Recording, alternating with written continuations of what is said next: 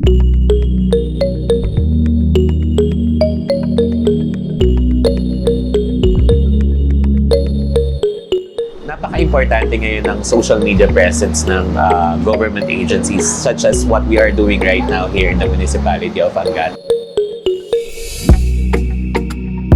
It serves as a platform for them to help keep the public, their constituents, informed on what's going on within the local government.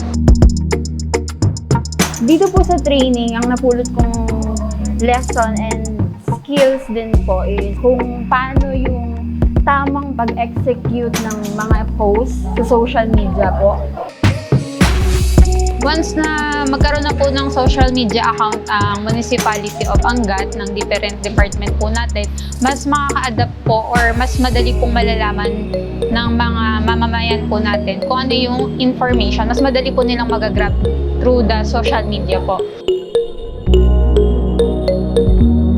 Sa paglulunsad ng Facebook page ng Bayan ng Angat, mas makikita ng tao kung ano yung mga serbisyo at mga kayang gawin pa ng pamamahala ng Bayan ng Angat.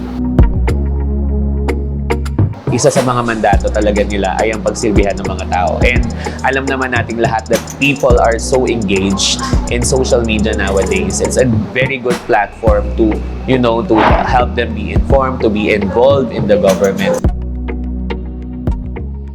Napaka-importante po ng malaman ng ating mga nasasakupan na meron tayong ginagawa at meron tayong pinapatupad na mga proyekto at programa dito sa ating pamahalaan.